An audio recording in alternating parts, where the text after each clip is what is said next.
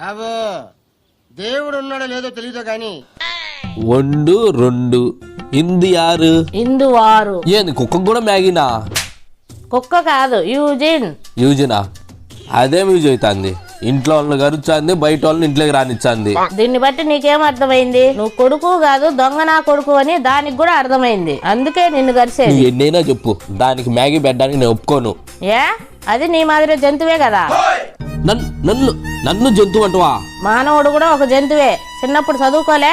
అట్ట ఎరిమొఖం ఎచ్చొచ్చవేందిరా?